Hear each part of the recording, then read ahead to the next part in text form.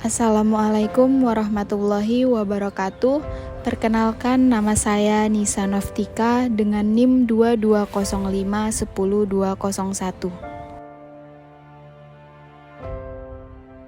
Video ini saya buat untuk memenuhi tugas mata kuliah Hukum Hak Kekayaan Intelektual kelas 4A dengan dosen pengampu Ibu Dr. Yulia SH.MH.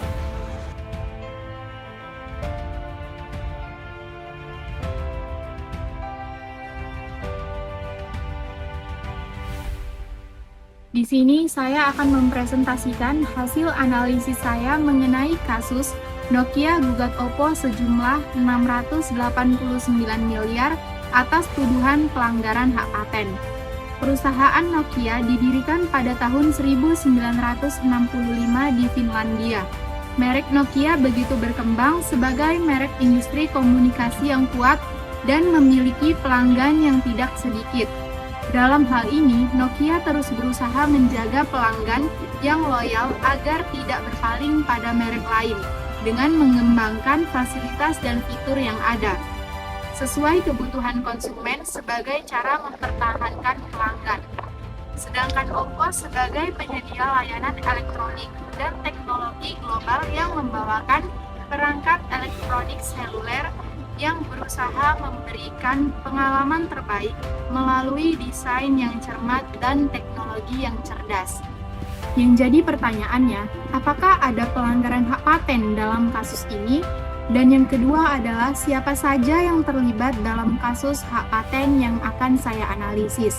Pokok permasalahan dalam kasus ini bahwa Nokia Teknologi Oy menggugat produsen merek dagang Oppo PT Bright Mobile Telecommunication atas tuduhan pelanggaran hak paten pada 26 Januari 2022.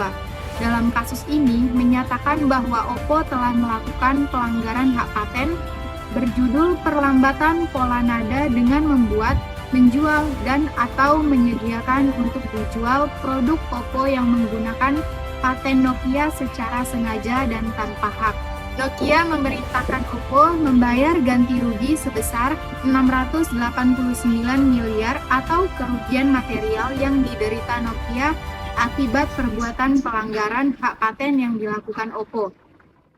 Dalam kasus ini, produk Oppo mengandung paten Nokia, khususnya Oppo mengimplementasikan koder IVS yang dimana dapat digunakan di Indonesia.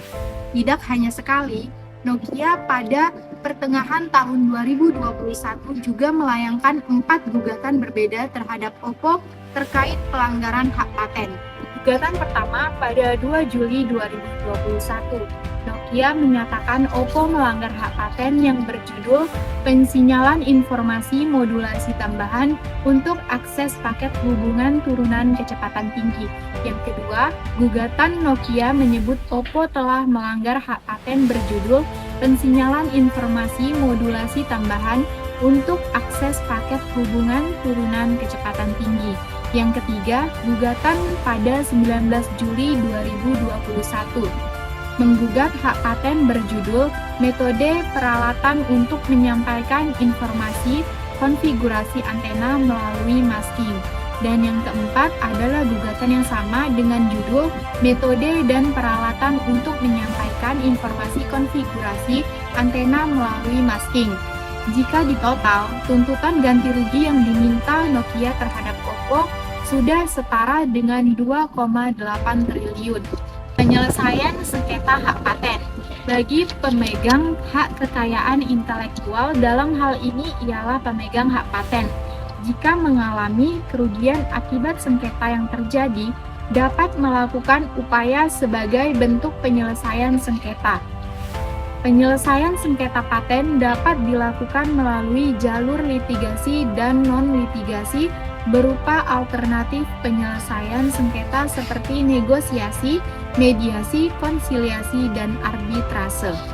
Sebagaimana ditegaskan pada pasal 153 ayat 1 Undang-Undang Nomor 13 Tahun 2016 tentang paten, bahwa penyelesaian sengketa paten selain melalui litigasi atau pengadilan dapat juga melalui non-litigasi.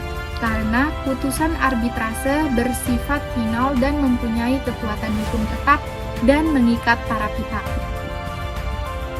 Sekian presentasi hasil analisis hak paten saya.